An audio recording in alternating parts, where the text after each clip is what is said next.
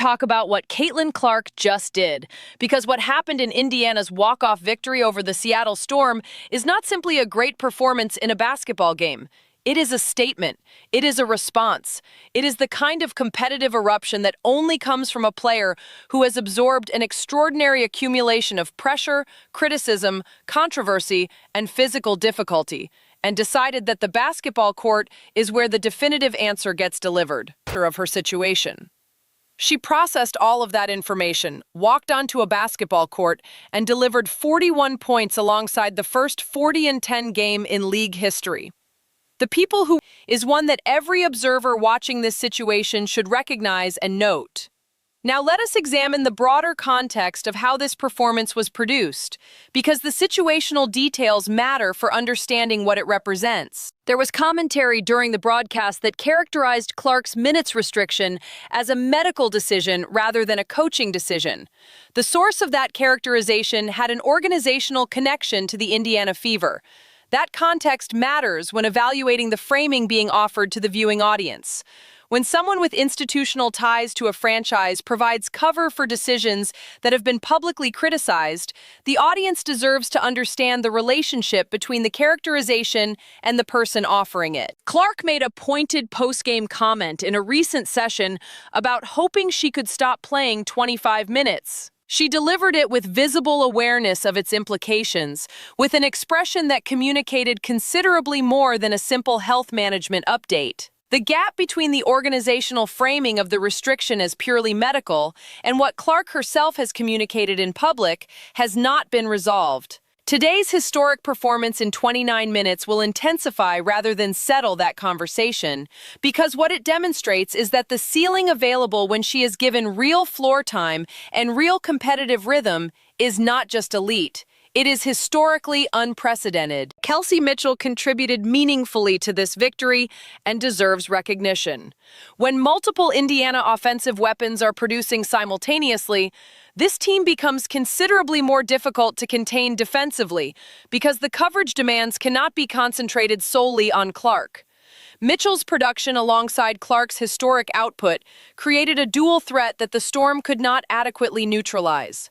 Sophie Cunningham had a quiet game by her own recent standards, finishing with 2 points in 26 minutes on 1 of 4 from the field. She has been consistently one of Indiana's most impactful contributors throughout this season, and a quiet statistical game does not erase that track record. Her positive plus-minus indicates she was on the floor for net positive Indiana performance, even without producing her typical offensive numbers. The defensive concerns that have characterized this season did not disappear today. Indiana allowed a 6-20 team to reach 107 points. They committed 13 turnovers. Allowing that volume of scoring to a team with that record reflects persistent defensive execution problems that the coaching staff has not consistently solved, regardless of what the offensive production looks like. These concerns coexist with the celebration of Clark's historic performance. One does not erase the other. But here is the fundamental reality that this performance forces into the conversation at full volume. Caitlin Clark produced the greatest single-game performance of her professional career today. She did it while managing a physical limitation. She did it under a minutes restriction. She did it in the middle of the most intense and sustained media and institutional scrutiny of her career. She did it with a back injury she has been competing through for weeks. She did it after a game in which her visible frustration generated a media cycle questioning her competitive composure. And she did it by making WNBA history in a way that cannot be qualified, contextualized, or argued around. The first 40-point, 10-assist game in league history, the fastest to 200 career three-pointers, a career high in free throw attempts, a walk-off that ended with a three-pointer from the player who had already scored 41. That is the answer to every question that was being asked about her this week. When people who cover this sport ask whether the environment around Clark is working against her potential, today's performance is both the complication and the confirmation of that concern simultaneously. It is the complication because she produced historically despite everything.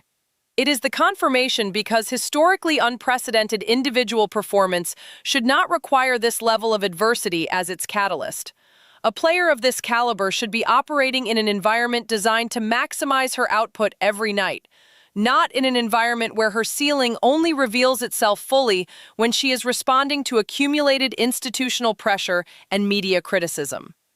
The franchise record for single-game scoring by an Indiana Fever player now belongs to Caitlin Clark with 41 points, surpassing every performance that came before hers in franchise history. She holds it while operating under a minutes restriction and managing an active physical injury. The record books have been updated. The historical ledger of this league has been permanently amended, and the scoreboard of today's game reads 110 to 107 in Indiana's favor. This is Caitlin Clark. This is what she produces when the competitive environment provides her with the space to operate at her actual level.